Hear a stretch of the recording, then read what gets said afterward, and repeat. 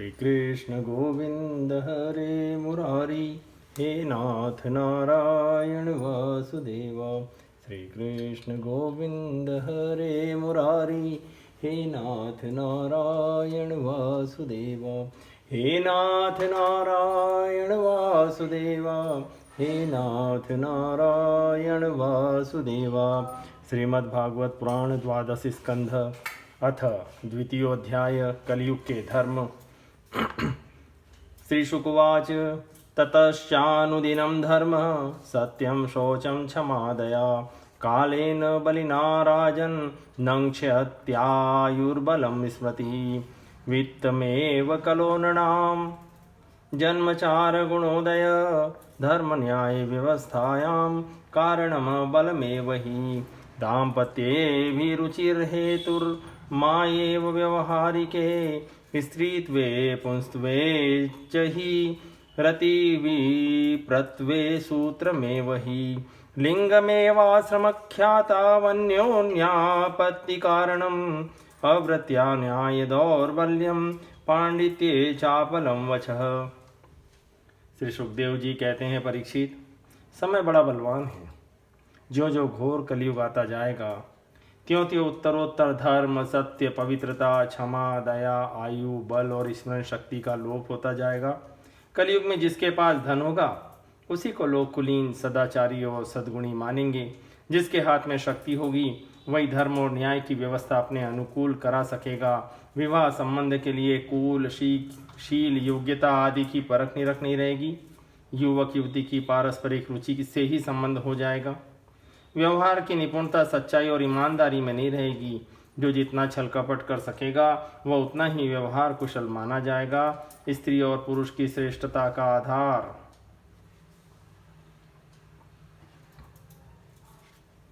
उनका शील संयम न होकर केवल रति कौशल ही रहेगा।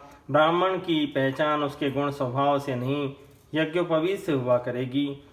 वस्त्र, दंड, कमंडल आदि से ही ब्रह्मचारी, सन्यासी आदि आश्रमियों की पहचान होगी और एक दूसरे का चिन्ह स्वीकार कर लेना ही एक से दूसरे आश्रम में प्रवेश का स्वरूप होगा। जो घूस देने या धन खर्च करने में असमर्थ होगा उसे अदालतों से ठीक ठीक न्याय न मिल सकेगा। जो बोलचाल में जितना चालाक होगा उसे उतना ही बड़ा पंडित माना जाएगा।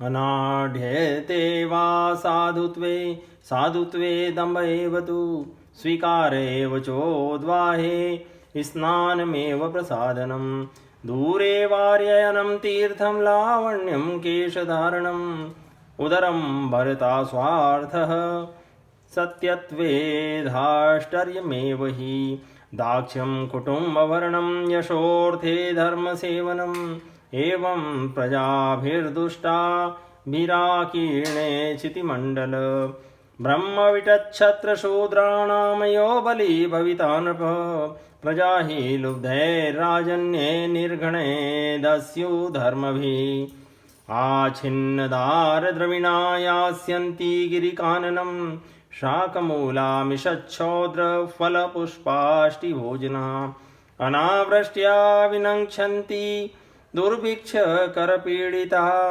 शीतवातातपप्रावड हिमैरन्योन्यतः प्रजा शत्रुभ्यां व्याधिभिश्चैव सन्तप्स्यन्ते च चिन्तया 30-20 वर्षाणि परमायु नृपो कलो नृणाम्। असाधुता की दोषी होने की एक ही पहचान रहेगी, गरीब होना। जो जितना अधिक दंभ पाखंड कर सकेगा उसे उतना ही बड़ा साधु समझा जाएगा। विवाह के लिए एक दूसरे की स्वीकृति ही पर्याप्त होगी। शास्त्रीय विधि विधान की, संस्कार आदि की कोई आवश्यकता न समझी जाएगी। बाल आदि संवार कर कपड़े लत्ते से लैस हो जाना ही स्नान समझा जाएगा। लोग दूर के तालाब को तीर्थ मानेंगे और निकट के तीर्थ गंगा, गोमती, माता पिता आदि की उपेक्षा करेंगे। सिर पर बड़े बड़े बाल, काकुल रखना ही शारीरिक सौंदर्य का चिन्ह समझा जाएगा और जीवन का सबसे बड़ा पुरुषार्थ होगा अपना पेट भर लेना। जो जितनी रिटाई से बात कर सकेगा उसे उतना ही सच्चा समझा जाएगा। योग्यता, चतुराई का सबसे बड़ा लक्षण यह होगा कि मनुष्य अपने कुटुंब का पालन कर ले। धर्म का सेवन यश के लिए किया जाएगा। इस प्रकार जब सारी पृथ्वी पर दुष्टों का बोलबाला हो जाएगा तब राजा होने का कोई नियम न रहेगा। ब्राह्मण, क्षत्रिय, वैश्य अथवा शूद्रों में जो बली होगा वही राजा बन बैठेगा। उस समय के नीच राजा अत्यंत निर्दय एवं क्रूर होंगे। लोभी तो इतने होंगे कि उनमें और लुटेरों में कोई अंतर न किया जा सकेगा। वे प्रजा की पूंजी और पत्नियों तक को छीन लेंगे। उनसे डरकर प्रजा पहाड़ों और जंगलों में भाग जाएगी। उस समय प्रजा तरह तरह के शाक, कंदमूल, मांस, मधु, फल फूल और बीज गुठलियाँ आदि खा खाकर अपना पेट भरेगी। कभी वर्षा न होगी, सूखा पड़ जाएगा, तो कभी कर पर कर लगाए जाएंगे। कभी कड़ाके की सर्दी पड़ेगी तो कभी पाला पड़ेगा, कभी आंधी चलेगी, कभी गर्मी पड़ेगी तो कभी बाढ़ आ जाएगी। इन उत्पातों से तथा आपस के संघर्ष से प्रजा अत्यंत पीड़ित होगी, नष्ट हो जाएगी। लोग भूख, प्यास तथा नाना प्रकार की चिंताओं से दुखी रहेंगे। रोगों से तुमने छुटकारा ही न मिलेगा। कलयुग में मनुष्यों की परमायु केवल 20 या 30 वर्ष की होगी। क्षीणमाणेषु देहेषु देहिनां कलिदोषतः वर्णाश्रमवतां धर्मे नष्टे वेदपथे नृणां पाखंड प्रचुरे धर्मे दस्युप्रायेषु राजसु चौर्यानृतवृथा हिंसा नानावृत्तिषु वैनषु शूद्रपायेषु वर्णेषु छागप्रायासु धनेषु धेनुषु गृहप्रायेष्वाश्रमेषु यौनप्रायेषु बन्धुषु अणुप्रायास्वोषधीषु शमीप्रायेषु स्थास्नुषु विद्युत्प्रायेषु मेघेषु शून्यप्रायेषु सद्मसु इत्थं कलो गतप्राये जने तु खरधर्मिणी धर्मत्राणाय सत्त्वेन भगवान् अवतरिष्यति चराचर गुरोर्विष्णोरीश्वरस्याखिलात्मनः धर्मत्राणाय साधूनां जन्म कर्मापनुत्तये संबलग्राममुखस्य ब्राह्मणस्य महात्मनः भवने विष्णु यशसः कल्कि प्रादुर्भविष्यति। परीक्षित, कलिकाल के दोष से प्राणियों के शरीर छोटे छोटे, क्षीण और रोगग्रस्त होने लगेंगे। वर्ण और आश्रमों का धर्म बतलाने वाला वेद मार्ग प्राय नष्ट हो जाएगा। धर्म में पाखंड की प्रधानता हो जाएगी। राजे महाराजे डाकू लुटेरों के समान हो जाएंगे। मनुष्य चोरी, झूठ तथा निरपराध हिंसा आदि नाना प्रकार के कुकर्मों से जीविका चलाने लगेंगे। चारों वर्णों के लोग शूद्रों के समान हो जाएंगे। गौएं बकरियों की तरह छोटी छोटी और कम दूध देने वाली हो जाएगी। वानप्रस्थी और सन्यासी आदि विरक्त आश्रम वाले भी घर गृहस्थी जुटाकर गृहस्थों का सा व्यापार करने लगेंगे। जिनसे वैवाहिक संबंध है उन्हीं को अपना संबंधी माना जाएगा। धान, जौ, गेहूं आदि धान्यों के पौधे छोटे छोटे होने लगेंगे। वृक्षों में अधिकांश शमी के समान छोटे और कटीले वृक्ष ही रह जाएंगे।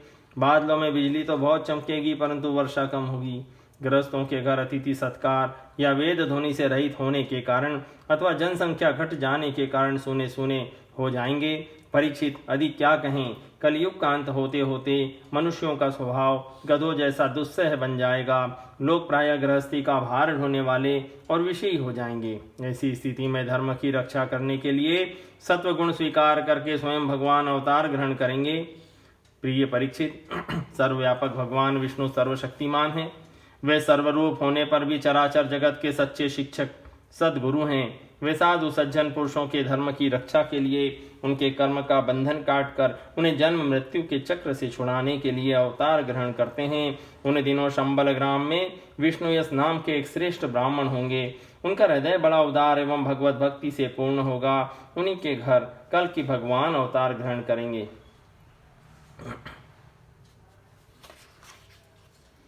आश्वमाशु गमारुह्य देवदत्तं जगत्पति असीना साधु दमनमष्टैश्वर्यं गुणान्वितः विचरन्नाशुना छोण्यां हैना प्रतिमद्युति नृपलिङ्गच्छदोदस्यून् कोटिशो निहनिष्यति अथ तेषां भविष्यन्ति मनांसि विशदानि वै वासुदेवांगरागाति पुण्यगन्धानिलस्पृशां पौरजानपदानां वै हतेष्वखिलदस्युषु येषां प्रजा विसर्गस्य स्थविष्ट संभविष्यति। वासुदेवे भगवती सत्त्वमूर्तो हृदि स्थिते। यदावतीर्णो भगवान् कल्किधर्मपतिर्हरि। कृतं भविष्यति तदा प्रजासु तिष्ठ सात्विकी। यदा चन्द्रस्य सूर्यस्य तथा तिष्य बृहस्पति। एकराशो समेष्यन्ति तदा भवति ततकृतं। येति ता वर्तमानाये भविष्यन्ति च पार्थिवः। ते त उद्देश्यतः प्रोक्ता वंशीया सोमसूर्ययोः। आरभ्य भवतो जन्म यावन्नन्दाभिषेचनम्। एतद्वर्षसहस्रं तु 115 सप्तर्षिणा तु यो पूर्वो दृश्यते उदितो दिवि।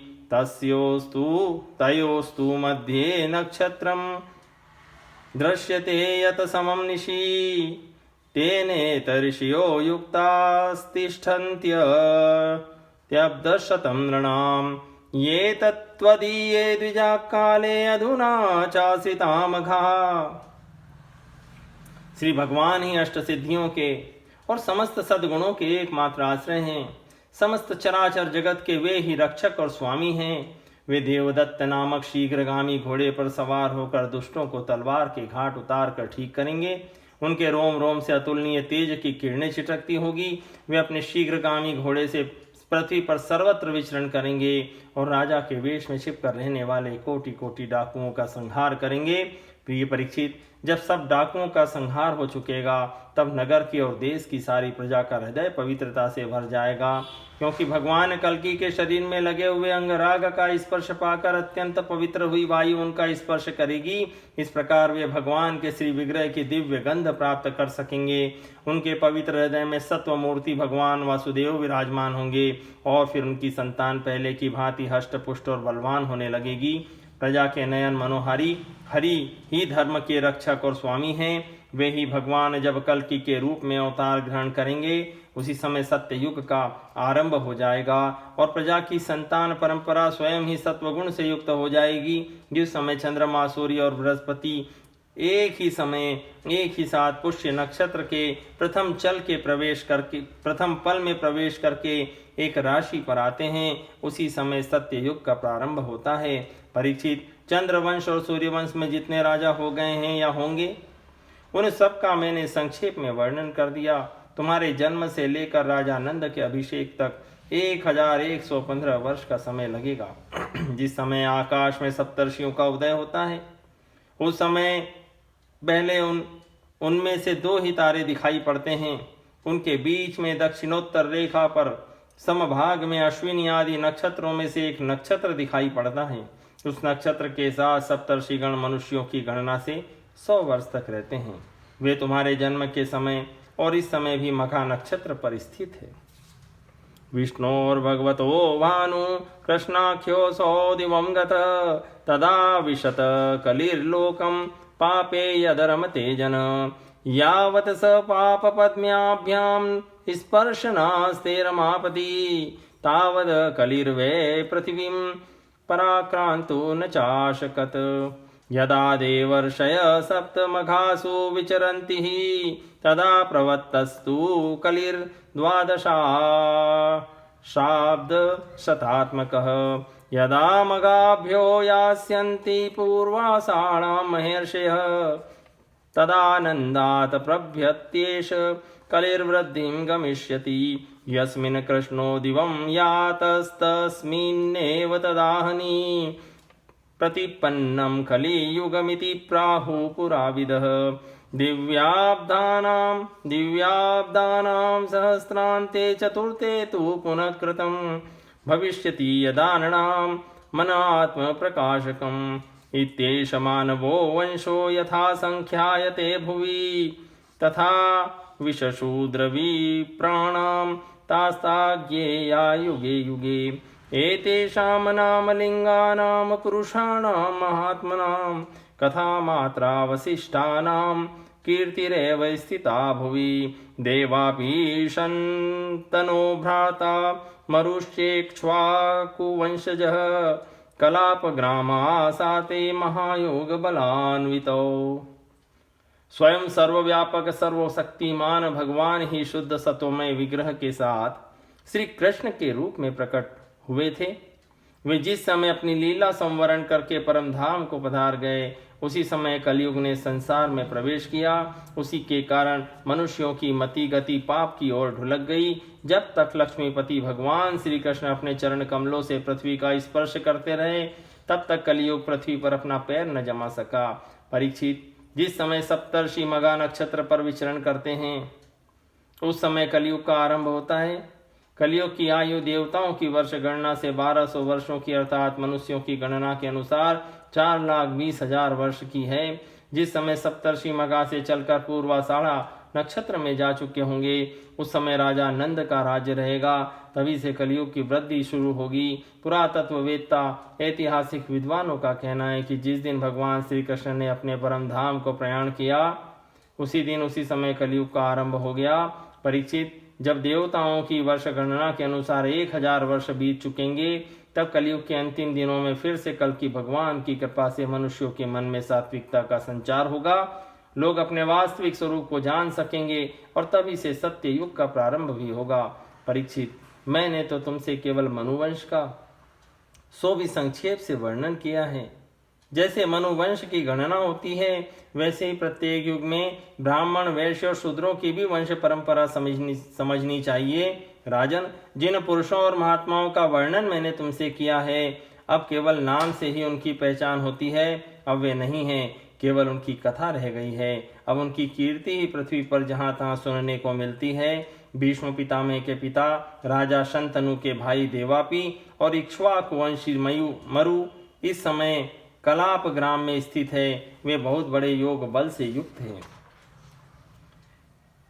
ताविहेत्य कलेरन्ते वसुदेवानुशिक्षितो वर्णाश्रमयुतं धर्मं पूर्ववत् प्रथयिष्यत कृतं त्रेता द्वापरं च कलिश्चेति चतुर्युगम् अनेन क्रमयोगेन भुवि प्राणिषु वर्तते राजन्नेते मया प्रोक्ता नरदेवास्तथा परे भूमौ ममत्वं कृत्वान्ते हित्वे मां निधनं गता क्रमीविं भस्म संज्ञान्ते राजानाम्नोऽपि यस्य च भूतधृक् तत्कृते स्वार्थं किं वेद निरयो यतः कथं सेयमखण्डाभू पूर्वेर्मे पुरुषैर्धृता तत् मत्पुत्रस्य च पौत्रस्य मत्पूर्वा वंशजस्य वा तेजोबन्नमयं कायं गृहीत्वात्मतया बुधा महिं ममतया चोभौ हित्वान्ते दर्शनं गतः ये ये भूपतयो राजन् भुञ्जन्ति भुवमोजसा कालेन ते कृता सर्वे कथा मात्रा कथासु च। कलियुग के अंत में कल की भगवान की आज्ञा से वे फिर यहाँ आएंगे और पहले की भांति ही वर्णाश्रम धर्म का विस्तार करेंगे। सत्ययुग, त्रेता, द्वापर और कलयुग, ये ही 4 युग हैं। ये पूर्वोक्त क्रम के अनुसार अपने अपने समय में पृथ्वी के प्राणियों पर अपना प्रभाव दिखाते रहते हैं। परीक्षित, मैंने जिन राजाओं का वर्णन किया है, वे सब और उनके अतिरिक्त दूसरे राजा भी इस पृथ्वी को मेरी मेरी करते रहे, परंतु अंत में मरकर धूल में मिल गए। इस शरीर को भले ही कोई राजा कह ले, परंतु अंत में यह कीड़ा विष्टा अथवा राख के रूप में ही परिणित होगा, राख ही होकर रहेगा। इसी शरीर के या इसके संबंधियों के लिए जो किसी भी प्राणी को सताता है, वह न तो अपना स्वार्थ जानता है और न तो परमार्थ, क्योंकि प्राणियों को सताना तो नरक का द्वार है। वे लोग यही सोचा करते हैं कि मेरे दादा परदादा इस अखंड भूमंडल का शासन करते थे, अब यह मेरे अधीन किस प्रकार रहे और मेरे बाद मेरे बेटे पोते मेरे वंशज किस प्रकार इसका उपभोग करें। वे मूर्ख इस आग, पानी और मिट्टी के शरीर को अपना आपा मान बैठते हैं और बड़े अभिमान के साथ डींग हाँकते हैं कि यह पृथ्वी मेरी है। अंत में वे शरीर और पृथ्वी दोनों को छोड़कर स्वयं ही अदृश्य हो जाते हैं। प्रिय परीक्षित, जो नरपति बड़े उत्साह और बल पौरुष से इस पृथ्वी के उपभोग में लगे रहे, उन सबको काल ने अपने विकराल गाल में धर दबाया। अब केवल इतिहास में ही उनकी कहानी शेष रह गई है। इति श्रीमद्भागवते महापुराणे पारमहंस्यां संहितायां 12 स्कन्धे 2 सम्पूर्णम्।